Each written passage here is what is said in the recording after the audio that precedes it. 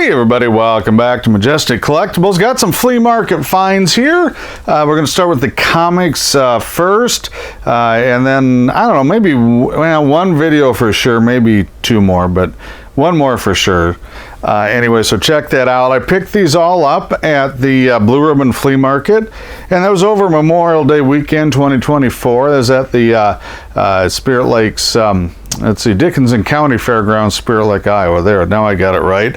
And I got these broken into piles by who I purchased them from. So we're going to start off here. This came from a dealer that was inside the Expo building here. I think I paid like $1.50 a piece. That's unfortunate because I did not notice that.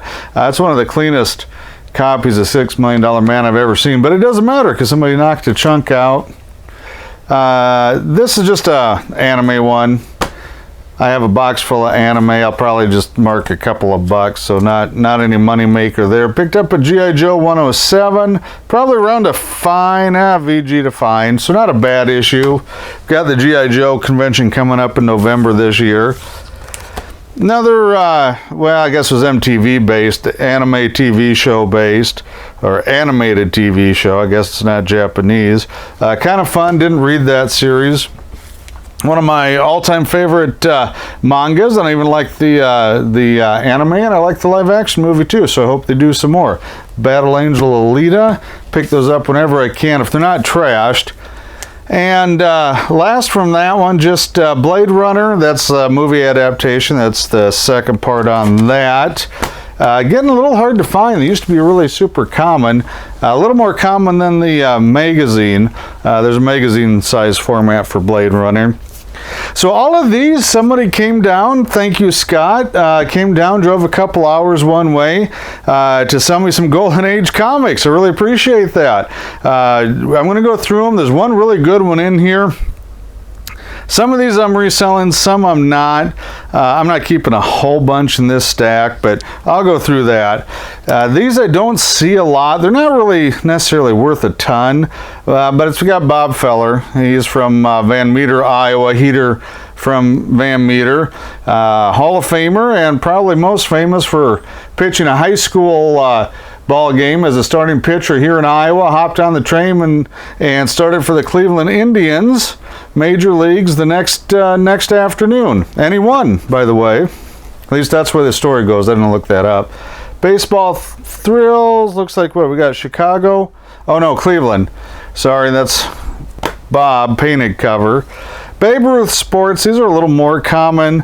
I don't get a lot of comic guys really after these, but man, take it to a sports card show or something like that. The sports guys really love them. Toronto Maple Leafs, probably not going to be in big demand around here, so that one might end up going online. I don't know yet. All-time sports comics, I honestly don't know if I've ever had any of those issues before. I don't recall ever seeing them. This is a neat horse racing cover. Now here we're getting into some stuff that's more interesting to me. I've always liked GI Combat, even the pre-haunted tank. The Quality publisher, that's the name of the publisher, is Quality Comics. I've always liked the GI Combat and the Blackhawk, and I don't see a lot of either one. And these are rough, but this is stuff I'm keeping here, unless it's double, but I'm pretty sure I don't have a double on that one. That's number 22. It is low grade. I've got it in Mylar, so it looks pretty spiffy. Great atom bomb cover on that one. Korean War era stuff. And here's another one. It's got the MiG jet in the background. That's number 25. Here's something I'm not keeping it. Don't see these like I used to. It's a 4-color comics 158, so it was a precursor to the regular Marge's Little Lulu series. So it's a little earlier than that. Low grade, not worth a ton, but it's still something that does sell from time to time. Oh, there's another one. I'm going to skip ahead. That first one was 4-color 158. This is 120, so even earlier. And again, low grade stuff, but solid. So far, everything's centerfolds have been intact and nothing missing in this batch. G.I. Joe, this is not the action figure one. This is actually more aligned with kind of a Joe Palooka ripoff, to be flat out honest with you. Joe Palooka went to Korea, if you read that book, so there's some stories there. And this is kind of the same thing, but the interesting note is that's a Norm Saunders cover, probably best known for his Batman trading card series in the 60s. Kind of really good art on there. I thought that was a really good cover. Not worth a lot. And this is a Marvel comic. This is Lana, and it's got some writing. I don't know if this is supposed to be a black eye. It's a red eye. It's got red dots. I don't know. I don't get it. It's a good girl art book, low grade, complete. You know, kind of got the beach bikini thing, so that's always popular. Here's a really low grade 4-color 105. Walt Kelly, Albert the Alligator, and Pogo Possum. A lot of political commentary in his stories, not just in comics, but he wrote a lot of other stuff too. Very high quality stuff. Very few people collect it. This is a really nice copy here. It's not going to, it might make fine. I don't think so though. So that was cool. Sad Sack fans, I know I've got one out there because I got a comment in one of my older videos, a new comment about how they like Sad Sack. So that's Sad Sack #1, really rough, low grade. You can see a lot of rubbing. It's somebody's favorite comic, but again, I'll double check, but it was all there. So that was nice. And the last one, this is a keeper for me, Strange Adventures #1. And it's got issues. So there's, I don't even see it, there's like a long, there it goes. You can see a long crease there, but overall, very, very solid copy. Really nice page quality on it. Book I've been looking for a really, really long time. It's not super high grade, but it's going in my collection till one turns up better, and I'm not holding my breath on that. So that just kind of leaves me for the #1s I want for my DC science fiction. I still need Mystery in Space #1. Good luck there. And Tales of the Unexpected #1. I also like A House of Mystery #1. So still got 3 more to go, but I got this one. So first time I've ever owned that book. Very excited about that. So again, that came down, that was from a client of mine, Scott. Now these, let me see which back this is. Oh, this is from Corey of Collectibles fame, and he had a nice little find. He bought some stuff on a auction and was kind enough to let me trade for some of it. I didn't get all of it, but again, I'm not really big on the war books, but I just thought that was a cool cover. Again, Korean War era there. I'm just going to fan these out a little bit. So we got some Tomb Raider, which I always get requests for, and now I don't have to sell any of mine. Was that an Adam Hughes? Yeah, that was. It was an Adam Hughes cover. I thought it was. On that, not super high dollar stuff. He's got $5 on it, and that's probably it. I don't think you're going to get a whole lot more for that unless there's some weird variant, something on there. And the Hughes covers always kind of go first. That one I do not have. It's, you know, I didn't grab them when they came out, and I should have, so I got to get the other 3. This is #4. Love that movie. Love both of them. That's another #4. Of course, you know, I don't know how many covers they had of that. That's just another anime book. That'll go in the anime box, but it's kind of cool. It's an older one, and it's Gundam, and those usually get pulled out, so I'll probably have a little more, ask a little more than $3 for that one. The Zenoscope. So he's got some early Zenoscope. I honestly don't know if I have these or not. They have so many covers on them. I just don't know. I got to go through. I usually don't keep one of every cover, but I grabbed everything I could find from them. Call of Wonderland. And some of these I haven't even heard of. Oh, see now there, I got a double cover right there. I didn't even realize it. So that shows you how close attention I was paying. Is that a duplicate too? Did I do the same? Well, I sure did. Oops. Hey, Corey, can I trade these back? Let me know. I probably don't need those. I'll probably just keep them. I'll sell them around here. Animated One Shot, I've never seen that book. The Robin Hood I probably have, but I couldn't remember. And I just don't run across these in the wild in these parts as far as back issues or groups or runs. So I just thought, well, I'm gonna grab the whole thing. Some of the stories in these are okay. Some, yeah, some not so much. And they tend to do shorter story arcs. 4 or 5 issues maybe on some of them. I've seen one-shots, you know, 2-parters, all sorts of stuff there. So I don't know. I'll just have to sort through them. But these are all nice. I don't think they've been read. I honestly don't. I didn't take them all out, but they sure looked fresh to me. And I don't know. I was trying to look for a year on some of these, so I don't see one. Nope, not one down there either. 2013, I think it says on the art credit down there.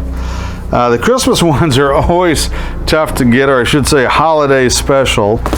So anyway, that was a nice nice plus there. I was very pleased with that. I got the Strange Adventures, got some Zenoscope.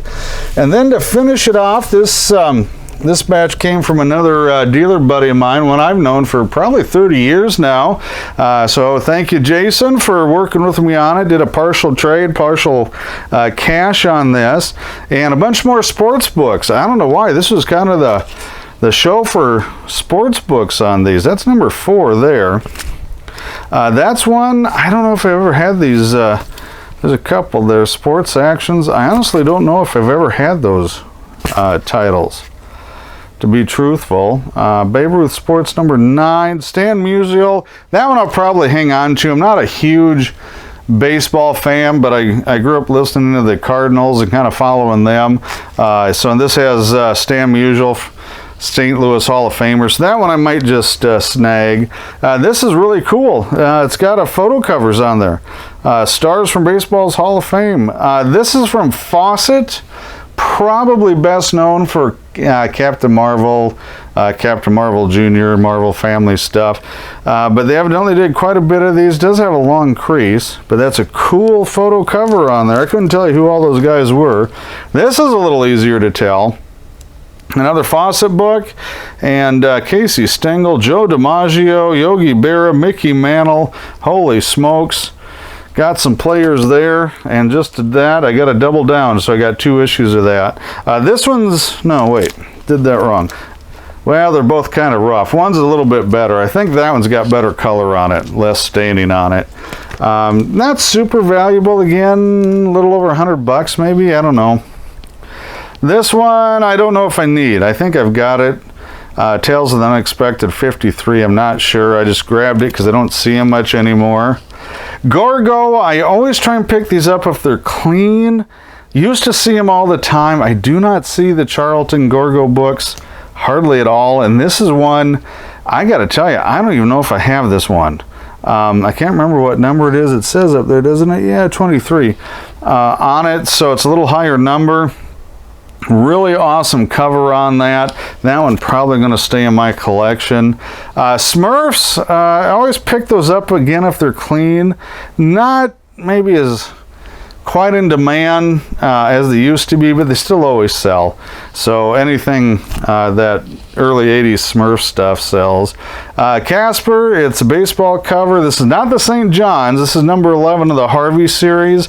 Really low grade, really rough. I do like them though, so I'll probably keep that one.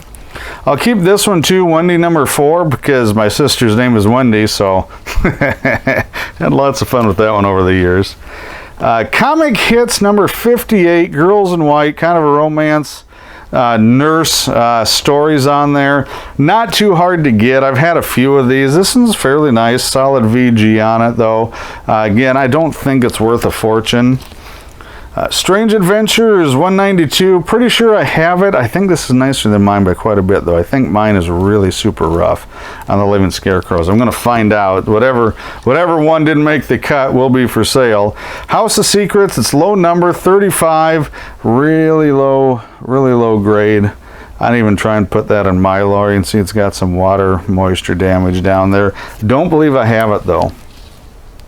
These I've always liked. I think the Dell painted covers, even now, are still underappreciated, especially, you know, their sci-fi and their, they really didn't have, I guess, horror, but stuff like this, just brilliant, beautiful covers. Hard to find in these parts in high grade.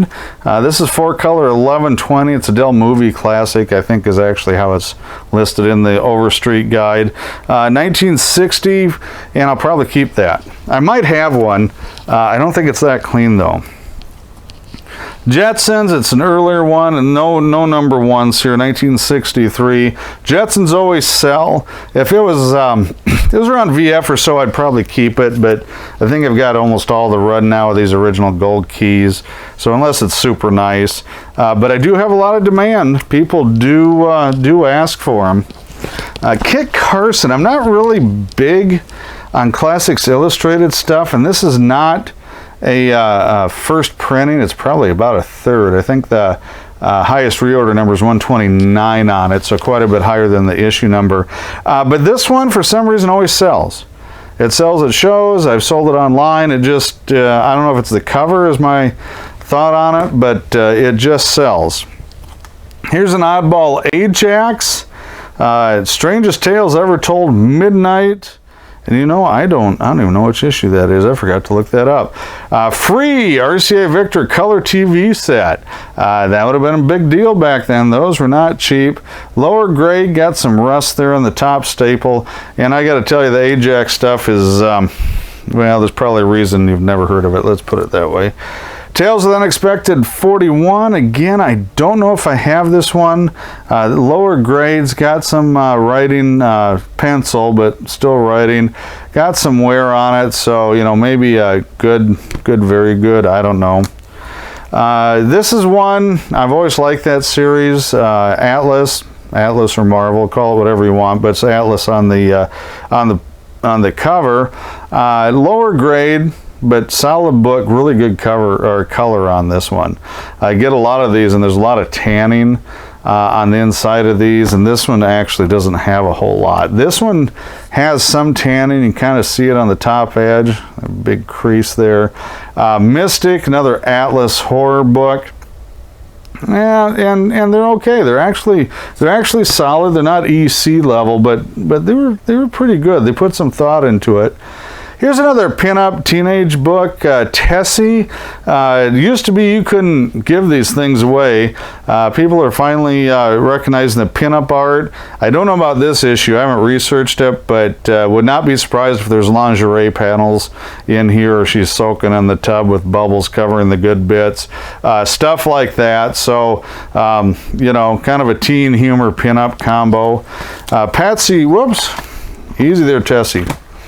Patsy Walker. Now, a lot of people, you know, talk about all those, you know, Golden Age characters that came up to the Silver Age. Captain Marvel, Namor, Human Torch, and this is actually another one. Patsy Walker has been around a super long time. In the 70s, they moved her to the superhero genre out of the teen pinup kind of thing, and she is actually Hellcat and is still around today. So, you know, if you want a bit of trivia, you know, besides Captain America, Human Torch, and Namor, who's that? You know, that's another one, Patsy Walker, and that one's actually a pretty clean book. I just love love the covers on these things, unless they've shot up. I haven't had a Women Outlaws for quite a while, and this is a low grade on it, but just the cover art, the text, just everything's got a lot of going on there, so I picked that one up. Journey into Mystery, that's pre-Thor, so pre-superhero stuff, number 30. It's got a massive tear up there. You can see it through the am going from the spine basically all the way up to the top edge. So not really sure what happened there. It's a shame, but I'm pretty sure I don't have this one. So for now, that's what I'll keep and hang on to. Here's another one. I've got this issue somewhere. It's Herbie number 11, came out of Forbidden Worlds. Herbie Popnecker, and he has different flavored lollipops that give him powers and stuff. But this is one of the best condition ones I've ever seen. Great, brilliant color, very tight. Definitely going to be the highest grade Herbie. So now, unfortunately, I'm going to have to see if I can figure out if I can find the rest in higher grade. And that's going to be tough, especially on those Forbidden Worlds, but happy to get that. Our Army at War. Who? I'll tell you who is the first appearance of Enemy Ace.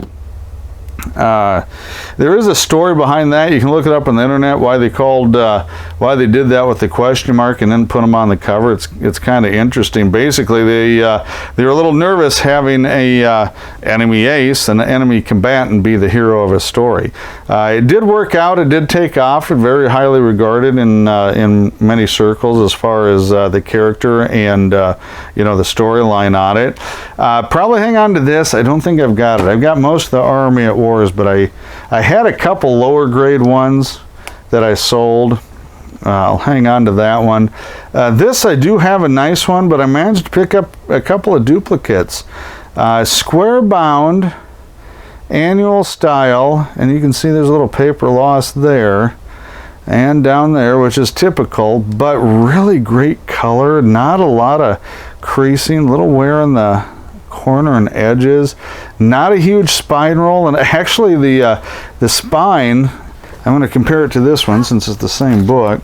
You can tell here there's a binding error, how the spine, it starts out kind of okay up here and then the white comes over, and this is one of the better bound books I have ever had. Most of them look worse than this, and this one does have splits. I don't know if you can see that up there. Again, very common on these square bound, overglued, mass-produced DC annual types. But I got two good copies here. I do have a pretty nice copy, so these will probably end up being for sale or trade bait. So that's it, Flea Market Finds Part 1, and then we'll have at least one more video. Check that out, and thanks for watching.